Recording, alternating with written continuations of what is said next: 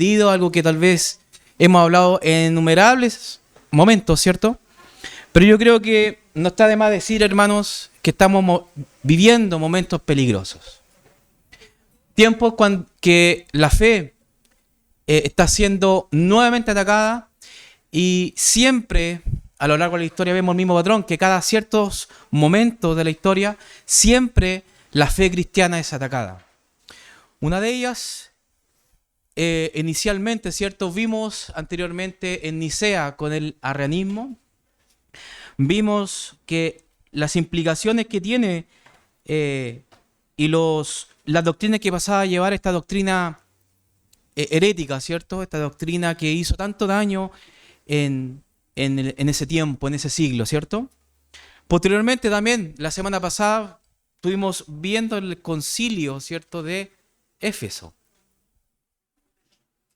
Y ese concilio, nuevamente, se tenía que revisar algunas cosas que quedaron inconclusas en Nicea, no porque Nicea no fuese claro, sino que a causa de Nicea el arrianismo empezó también a tomar forma y llegar con algunas corrientes que se inspiraron, ¿cierto?, en ese punto sobre la persona de Cristo, que es el nestorianismo. El nestorianismo, o también lo conocemos como el dificismo, ¿cierto? Que eso es lo que vimos nosotros la semana pasada. Sí, la semana pasada vimos con el pastor respecto a lo que se concluyó en el concilio de Éfeso, ¿cierto? En el año 431. Y eso no es todo. Si no, no estuviésemos hablando también el día de hoy de lo mismo. Hoy vamos a revisar uno de los concilios también importantes que marcaron también el cristianismo a causa de todas estas inclinaciones, ¿cierto?, heréticas y que trataron, ¿cierto?, de tergiversar, desviar la figura tan importante que es Cristo. Estuvimos hablando, ¿cierto?, hoy día con nuestros hermanos de la Confesión de Fe, dando justamente en el capítulo 8 respecto a Cristo el mediador y la importancia que es Cristo para la iglesia. La importancia que tiene Cristo, ¿cierto?, en sus dos naturalezas, en sus dos atributos, ¿cierto?, siendo tanto hombre como Dios.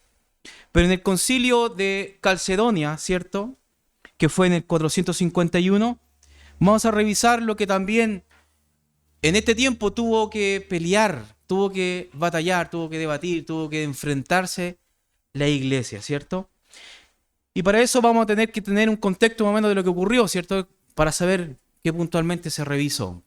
Primeramente, tuvo lugar el 8 de octubre y el 1 de noviembre, aproximadamente, del 451, en Calcedonia, en Bitinia, en el Asia Menor, uno de los concilios importantes de la historia del cristianismo. Cabe mencionar de que es importante, siempre hablamos que los concilios son importantes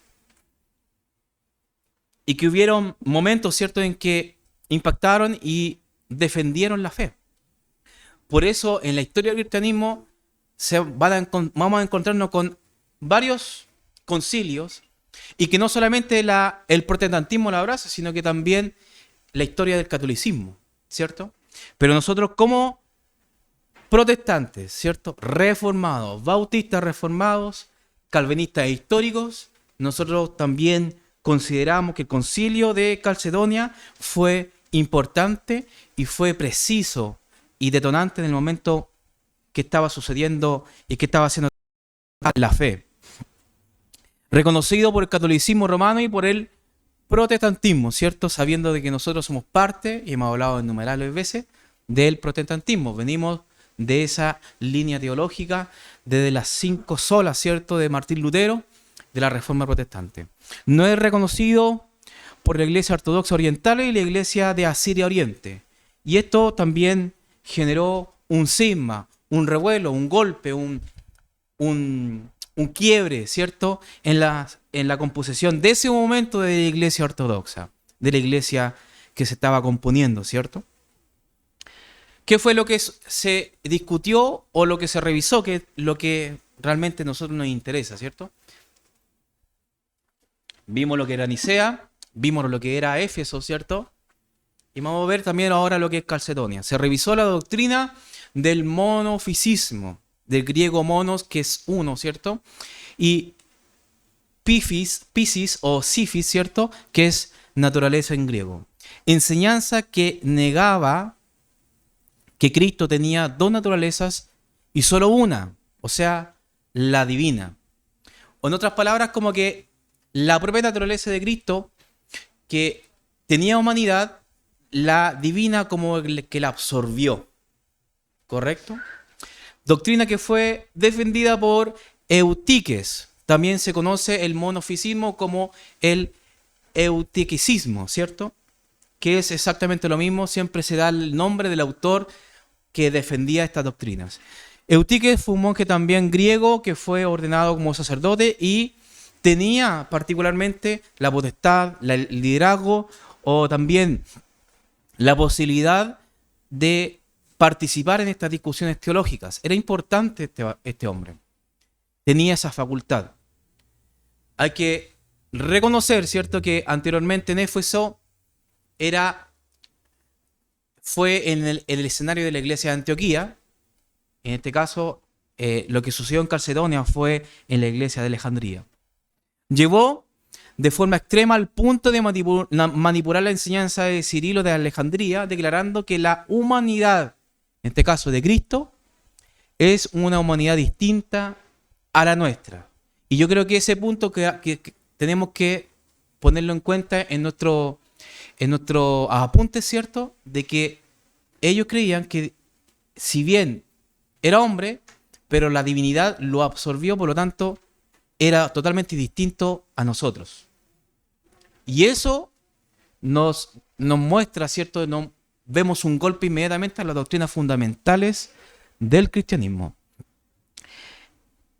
Eutiquio enseñó que en la encarnación la naturaleza de Cristo había sido absorbida y se había perdido en su divinidad, como una gota de vino en el mar. De hecho, eso fue textualmente como él lo exponía y como él lo defendía. Si nosotros muchas veces, ¿cierto?, hemos estado en la playa y ponemos, ¿cierto?, no sé, pues si nos cae un jugo de nuestro vaso o algo, ¿cierto?, no va a afectar al mar. Y eso es lo que él argumentaba, lo que era Cristo, ¿cierto? Y con ese tipo de ejemplo persuadía, de hecho convencía, porque tiene una cierta lógica. Pero la lógica del hombre, hermanos, es totalmente distinta a la lógica divina, a la lógica del Señor. Totalmente cosas distintas. Cuando intentamos dar respuesta, ¿cierto?, a lo que la mente humana no puede dar respuesta, es cuando empiezan los problemas. Es cuando empiezan la distorsión de nuestro pensamiento, ¿cierto? Las ideas de Eutiquio encontraron pronto opositores convencidos, entre ellos Teodoreto de Ciro, Eusebio de Dorilea y Flaviano, patriarca de Constantinopla. En cierto modo, el conflicto monofisista se planteó también como una pugna entre la sede de Alejandría y Constantinopla. En el sínodo regional celebrado en Constantinopla en el 448, Eusebio de Dorilea denunció la tesis de Eutiquio. El sínodo expresó inequívocamente la ortodoxia de la doctrina de las dos naturalezas y requirió la presencia de este personaje Eutiquio. Este se negó rotundamente a aceptar la decisión del sínodo, afirmándose en su doctrina de una sola naturaleza de Cristo, por lo que el sínodo,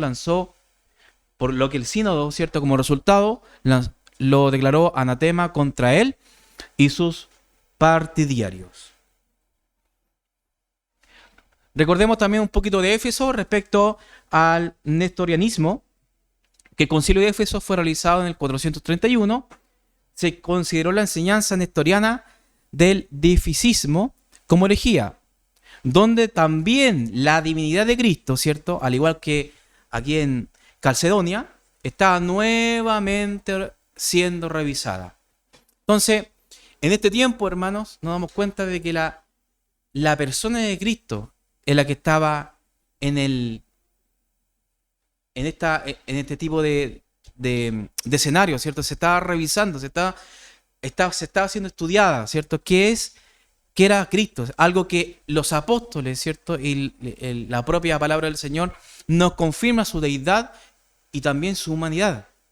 Pero cuando el hombre, ¿cierto?, intenta dar respuestas a algo que jamás vamos a poder entender con 5 sentidos que tenemos, ¿cierto?, va a ser muy difícil, ¿cierto?, que podamos darle la razón humana, sino que esto es algo de parte del Señor, que algún día vamos a poder entenderlo en profundidad. Defendía este pensamiento, ¿cierto?, que Cristo era portados una entidad de hombre y poseído por Dios, ¿cierto?, independiente una de otra. Cuando hablamos de dos naturalezas entendemos, ¿cierto?, como cristianos que es 100% hombre y 100% Dios. Pero ¿qué sucedió en este caso con el difisismo o nestorianismo? Que fue una doctrina que separó en su totalidad y de forma muy extrema las dos naturalezas. Al punto de caer en este problema, al punto de caer en esta situación de que se tiende a dar explicaciones, ¿cierto? Se tiende a, incluso, posiblemente, Nestorio tenía la intención o la muy buena intención de resguardar la doctrina de las dos naturalezas de Cristo. Pero ¿qué sucedió? De que en esa buena intención, de forma extrema, lo defendió al punto de separarlo en su totalidad e irse a un extremo. Y cuando sucede ese tipo de cosas, se caen en sectas, ¿cierto? Entonces, lamentablemente, este hombre también fue declarado como hereje en Éfeso, ¿cierto? Cirilo desde Alejandría rebatió este atentado contra la fe cristiana y se demostró que finalmente las dos naturalezas de Cristo fueron, ¿cierto?, negadas en la forma de que él lo planteaba, ¿cierto? Pero volvamos ahora a los hechos importantes, ¿cierto?, en este caso del Concilio de Calcedonia. En el año 449, a causa de que por la declaración de oficialidad realizada por Dioscoro, sucesor de Cirilo, y la convocación del emperador Teodosio II de Oriente, en un nuevo concilio en Éfeso, el monofisismo pasó a ser la doctrina oficial. Por un tiempo, el monofisismo, ¿cierto?, en un concilio bien tendencioso, distinto, ¿cierto?, y de hecho no fue muy bien recibido también por el Papa en ese momento. El Papa León, ¿cierto?, no reconoció el resultado de este concilio y sencillamente lo anuló, ¿cierto?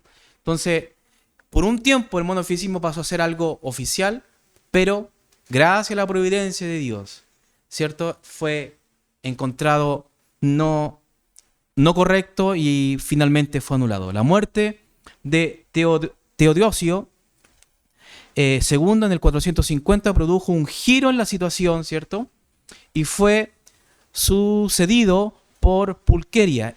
Ella y su marido Marciano eran partidarios de las tesis de Flaviano y León. Finalmente se decidió convocarse el concilio, no en Italia, como pretendía el Papa, sino en Calcedonia, en Asia Menor, dando finalmente el origen al concilio de Calcedonia en 1451. ¿Y cuál fue el veredicto?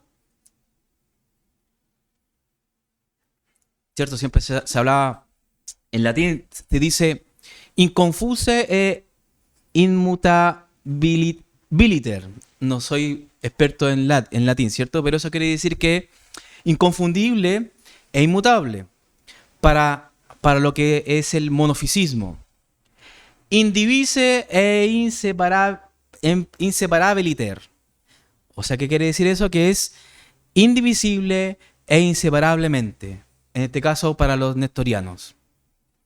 Asistieron, ¿cierto?, en este caso, en este veredicto, 600 obispos, de los que solamente eran occidentales. 13 adeptos de Eutiquio tuvieron que aceptar la epístola del Papa, pero no lo hicieron. El trabajo del concilio se completó con una serie de 30 cánones disciplinarios. Y la conclusión del concilio también yo se la quiero compartir. Dice: nosotros entonces, siguiendo a los santos padres, todos unánimes enseñamos que se ha de confesar a uno solo y al mismo Hijo, nuestro Señor Jesucristo, el mismo que es perfecto en deidad y el mismo que es perfecto en humanidad, verdadero Dios y verdadero hombre, el mismo con un cuerpo y alma racional, consustancial con el Padre en cuanto a su naturaleza divina, y el mismo consustancial con nosotros en cuanto a su naturaleza humana, en todo semejante a nosotros, pero sin pecado, engendrado por el Padre en la eternidad en cuanto a su naturaleza divina. Sin embargo, en estos últimos días, este mismo, por nosotros y para nuestra salvación, nacido de María la Virgen, la Teotocos en cuanto a su naturaleza humana. Reconocemos a un solo y al mismo Cristo, Hijo, Señor, unigénito en sus dos naturalezas sin mezcla ni confusión, sin cambio ni mutabilidad, sin división y sin separación. La unión de las dos naturalezas no destruye sus diferencias, sino que más bien las propiedades de cada naturaleza se preservan y concurren en una única persona y en una única subsistencia. Estas dos naturalezas no son ningún modo partidas o divididas entre dos personas, sino que están en uno y en el mismo Hijo, unigénito, Dios Verbo, el Señor Jesucristo, como los profetas nos instruyeron desde el principio, como el mismo Señor Jesucristo nos enseñó y como el credo de los padres nos lo ha legado. Es precioso leer estos pasajes, hermano, estas conclusiones, viendo cómo los antiguos, ¿cierto? Los antiguos padres de la iglesia defendieron, ¿cierto? a este credo, ¿cierto? Defendieron los principios del cristianismo, sabiendo que no solamente era un mover, ¿cierto? Religioso, un mover para tener, ¿cierto? La visibilidad o la veracidad del punto de vista de Cristo, sino que no solamente fue religioso, sino que también fue político. Pero a pesar de lo político, a pesar de lo que estaba sucediendo, ¿cierto? En el imperio en ese momento, Dios movía todos esos factores para que la fe cristiana se mantuviese. A pesar de que por detrás tuviese un emperador, a pesar de que tal vez habían intereses económicos, intereses de dominio, etcétera, pero a pesar de todo eso, a pesar de todas estas intenciones tal vez humanas que podemos ver en los libros de historia, pero detrás está Dios moviendo y cuidando siempre a este pequeño remanente, a su iglesia. Amén. ¿Cuáles fueron las consecuencias? Un poco también de historia. Hay una lista, hermanos, de 30 cánones. Esos 30 cánones son bien largos y podríamos estar aquí hasta las 8 de la noche enumerándolo, ¿cierto? Pero en realidad vamos a enfocarnos en uno, que es el que ocasionó estos cánones, ¿cierto? Después usted lo puede ver, me lo pide y le puedo enviar este material. Pero en su canon 28, ¿cierto? Dentro de todos los apuntes que hicieron los obispos, ¿cierto? Y los defensores de la fe que participaron en el concilio, el canon número 28 del concilio aprobó que la sede de Constantinopla fuera la segunda en importancia después de Roma, yendo en contra de lo estipulado en Nicea, donde la segunda sede más importante era Alejandría. Eso lo habíamos visto también tiempo atrás, que quedó estipulado la importancia de estas sedes, ¿cierto? Pero aquí fue cambiada, lo que exacerbó aún más los caldeados ánimos de la iglesia en Egipto, que vio que solo era depuesto su patriarca, sino que además era degradada en categoría, lo que desembocaría en el año 457 en el cisma del patriarcado de Alejandría declarado por Timoteo el Huro y que da origen a la iglesia copta, la iglesia ortodoxa de siriaca, perdón, que nació en la ruptura del patriarcado de Antioquía, la iglesia apostólica armenia, la iglesia ortodoxa de Malankara de la India y la iglesia ortodoxa de Etiopía y la iglesia ortodoxa de Eritrea. Eso es un dato histórico, ¿cierto?, de lo que ocurrió respecto al concilio, ¿cierto? Los aspectos y las consecuencias históricas del concilio.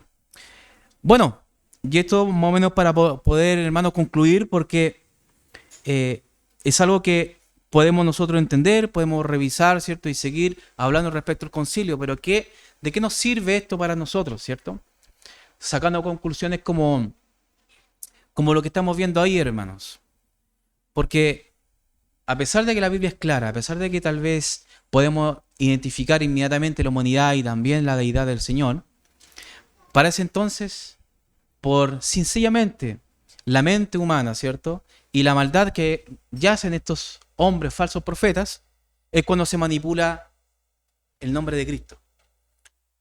Se manipula también la posición, ¿cierto?, y quién es Cristo. Y para ese dibujo me gustó muchísimo compartirlo, para que pudiésemos verlo. Y no por eso, ¿cierto?, siendo un estudio del cristianismo, no podemos no tal vez citar la Biblia respecto a qué sucedió en ese momento. Esto se encuentra en Mateo capítulo 17, versículo 1. No lo busques, sino que yo se lo leo rápidamente, que dice: 6 días después Jesús tomó a Pedro y a Jacobo y a Juan, su hermano, y lo llevó aparte a un monte alto, y se transfiguró delante de ellos, y resplandeció su rostro como el sol. Y sus vestidos se hicieron blancos como la luz. Y aquí les aparecieron Moisés y Elías hablando con él. Entonces Pedro dijo a Jesús: Señor, bueno es para nosotros que estemos aquí. Si quieres, sacamos aquí 3 enramadas, una para ti, otra para Moisés y otra para Elías. Mientras él aún hablaba, una nube de luz los cubrió, y aquí una voz desde la nube que decía: Este es mi Hijo amado, en quien tengo complacencia. A él oíd. ¿Por qué quise tal vez hablarle esto, hermano? Porque lamentablemente hoy en día, para el mundo y para la iglesia, Cristo, en ciertas denominaciones o opiniones incluso de ciertos cristianos, Cristo o no es Dios o no es hombre. Y cuando ocurre esto, hermano, es que me acongojo en mi corazón y veo en este caso que si fuese así, hermano, si fuese de estas doctrinas que piensan esto, entonces no habría ningún tipo de esperanza en nuestras vidas. No tendríamos entonces para qué tal vez haber estado aquí incluso. No habría propósito. Porque la figura de Cristo para hoy, para la iglesia y para el mundo son muy distintas. Si uno conversa, hermanos, con cualquier persona tal vez en el mundo, o cualquier persona que encontremos en la calle, nos vamos a dar cuenta de que quien piense de Dios, o qué piensa en este caso de la figura de Cristo, ellos piensan simplemente que fue un buen profeta, que fue un revolucionario, me lo han dicho de esa manera, un buen líder religioso, pero se olvidan de algo muy esencial, de que Él es Dios y que Él en su humanidad nos representa. Y la gente normalmente no entiende eso. Entonces, al no entenderlo, es porque la gente no tiene claridad bajo el punto de vista de la palabra del Señor, bajo su palabra, no entiende el mundo quién es Cristo. Incluso para la iglesia. hacemos tal vez, y esta información lo saqué de cierta página, de que le hacen preguntas, ¿cierto?, a ciertos jóvenes, sobre todo a la juventud, de quién es Cristo. Y muchas veces, ¿cierto?, dentro de estos comentarios, que puede salir incluso, ¿cierto?, de iglesias tal vez históricas, es que simplemente no saben quién es. Un buen líder, un hombre misericordioso, un hombre bondadoso, ¿cierto? Y salen comentarios de esa índole, que tal vez sí, efectivamente, hay bondad en Cristo, hay amor en Cristo, pero se olvidan de lo esencial, de que es 100% hombre y 100% Dios. Y lo que hoy en la iglesia sucede es que no hay claridad, no hay claridad en eso. Y como conclusión final, quisiera mostrar, leerles un comentario que me encantó y quisiera compartir con ustedes respecto a estos dos tipos de pensamientos que atentan contra la naturaleza y verdad de quién es Cristo, que es el nestorianismo y el monofisismo. Que dice, y esto es una analogía, hermanos. En este caso, imagínense de que, ya, démosle la credibilidad, en este caso, al nestorianismo. Si la encarnación en verdad consiste en un hijo humano de María, siendo habitado por un hijo divino de Dios, ¿cierto? Absorbido, poseído posiblemente también. Entonces el principio de Cristo no es diferente a cualquier humano santo. En cada hombre santificado habita el Hijo. ¿Fue Cristo simplemente el máximo ejemplo de esta realidad? Si es así, no ha ocurrido absolutamente ninguna encarnación entonces verdadera. No podríamos decir, ¿cierto? Si el nestorianismo sería la verdad, no podríamos decir Jesús de Nazaret es el Hijo de Dios. Solo podríamos decir en simple que Jesús de Nazaret tuvo una relación con el Hijo de Dios. Porque al separar las dos naturalezas, entonces, bajo esa lógica, no sería solamente Cristo, en singular. Pensemos entonces en aplicaciones de esta afirmación para nuestra doctrina de la expiación. Tendríamos que decir que somos salvos por los sufrimientos de un Jesús meramente humano en quien resultaba que moraba Dios. ¿Se dan cuenta?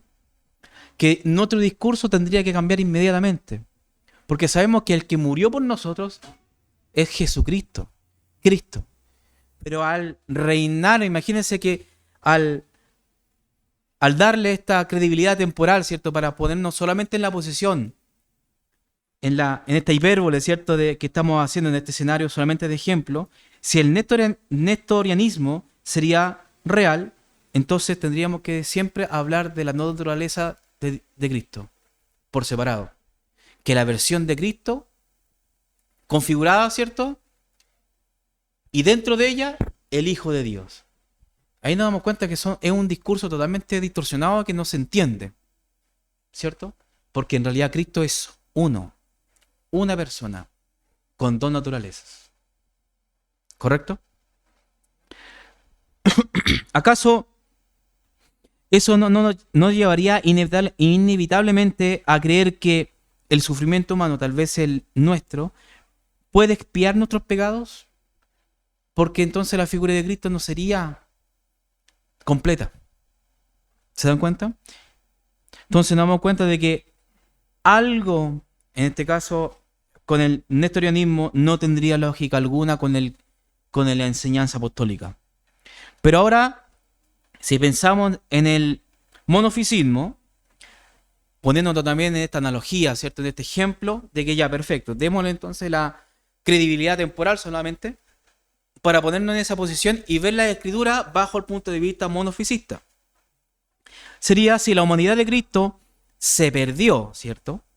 Y fue absorbida, en este caso, por su deidad, como una gota de vino en el mar, entonces, de nuevo, no ha ocurrido ninguna verdadera encarnación. No nos representaría a nosotros entonces la cruz. Cristo, si fuese así, no sería nombrado, como lo dice Pablo, como el segundo Adán. ¿Se dan cuenta? Entonces, ocurre esto, hermano, de que sería muy incómodo revisar la Escritura bajo estos puntos de vista, viendo la verdad bíblica. En lugar de que Dios se hiciera hombre, tenemos al hombre siendo aniquilado en Dios. ¿Se dan cuenta que no hay una lógica? No, uno no puede ver cómo esta idea se habría prestado para toda clase, se habría prestado para toda clase de misticismo que rechaza la humanidad. Los padres de Calcedonia se opusieron con firmeza a estas dos tendencias malsanas. Ellos afirmaron que Cristo es en verdad una sola persona divina, no una alianza entre una persona divina y una humana, ¿cierto? Como enseña el nestorianismo. El sujeto, el yo, el agente personal que hallamos en Jesucristo es singular y no plural. Si fuese de esa manera como estas doctrinas enseñan, Cristo siempre hablaría de plural cuando se refiere a Él. Esta persona es el Hijo unigénito, Dios Verbo, el Señor, la segunda persona de la Deidad y de la Trinidad. Por eso María es llamada con razón la Madre de Dios, en verdad la verdad que Nestorio rechazó con vehemencia. La persona que nació de María fue precisamente Dios, el Hijo. María es la Madre de Dios encarnado, aunque por supuesto no es la madre de la naturaleza divina. Los padres de Calcedonia también afirmaron que esta sola persona existe en dos naturalezas diferentes, completa divinidad y completa humanidad, rechazando así la absorción eutequiana de la una en la otra. Vemos en Cristo todo lo que es ser humano, lo que es el ser humano, y todo lo que es el ser divino en una sola persona y misma a la vez, sin que ninguno se vea comprometido por el otro. Podríamos decir que en Cristo, por primera y última vez, toda la plenitud del ser humano y toda la plenitud del ser divino se han unido y existen unidas en exactamente la misma forma, como el Hijo del Padre y el portador del Espíritu Santo. O para decirlo de una forma más simple, Cristo es completa y verdaderamente humano, completa y verdaderamente divino. Al mismo tiempo, y en una sola persona. Clarísimo. Amén. Y para finalizar, ¿cierto? Bueno, los padres de Calcedonia hicieron, como en resumen y conclusión, un excelente trabajo. O sea, podemos estar tranquilos, hermanos, de que esto es parte también de que nuestra iglesia, ¿cierto? Y el protestantismo también reconoce la importancia del trabajo de estos hombres. En asuntos cristológicos, tal vez solo podemos llegar a ser muy pequeños, ¿cierto? Comparado con estos hombros gigantes. Podríamos ver incluso más lejos si nos sentamos allí. Entonces, o sin embargo, si nos bajamos, dudo que vayamos a ver algo más que lodo, nestoriano y eutiquiano, ¿cierto? Viendo que estos dos movimientos son una herejía. Simplemente eso, hermanos. No sé si hay alguna duda, consultas, preguntas, pero es lo que el día de hoy era necesario revisar. Amén, hermano.